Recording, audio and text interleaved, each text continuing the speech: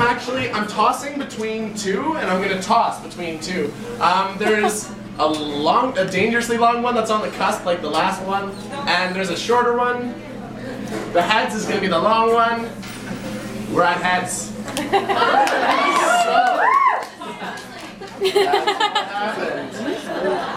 I'm sorry. I'm so sorry. It wasn't me. It was fate. I'm gonna put this here. Okay.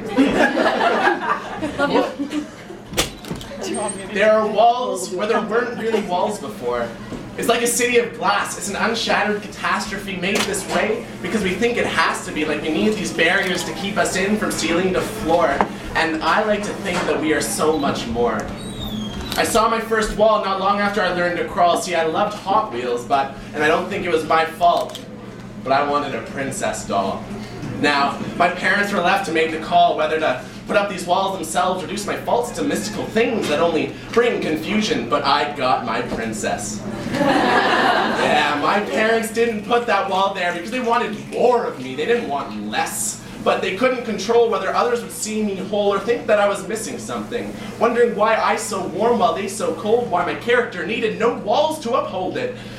Why I didn't be what I was told, why I didn't fit the mold, but I like to think I was a star being pushed through a square hole, but we were all just kids, young, too young to know that in life the garden you sow is fertilized by the words that rise from your tongue. So instead of growing flowers, you grew boxes. But it was unbeknownst to you that you grew boxes upon boxes, to try to make sense of the ox kids. Boxes and lids to fit we unorthodox kids in. Slip them on skids and throw the ids in. Tint the windows so you know things should look how to go about life like the instructions are in a book, but the instructions aren't written on pages. No, they're written on walls of bathroom stalls, uttered and echoed in high school halls, in slurs and catcalls, in TV shows you watch, scripture talk shows where it's pictured. You get to pick your identity, but I only see profanity because I've always felt having my cock blows.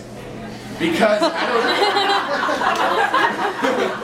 I don't get how he can be someone capable of truly good deeds when it's only around other cocks he chooses to be an asshole.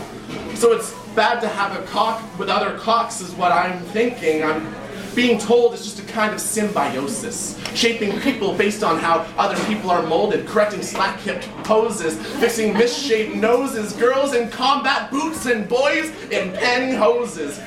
Forcing a soul into mitosis, distinguishing between who you are and what you show is. And so the way it goes is we are put in literal categories when the categorical is meant to be allegorical, so we misinterpret the stories. There are walls where there weren't supposed to be walls before. I think we've confused and misused what we tell stories for in the words and diction of our verbal fiction. So we hurdle imaginary hurt until we hurt with conviction. More and more and more and more walls are constructed, but the glass doesn't really mask us, and because the view isn't obstructed, doesn't it look free, some might ask us, but the fact we're packaged in so that we not only feel but are trapped inside the box you made so that you can comfortably pass us.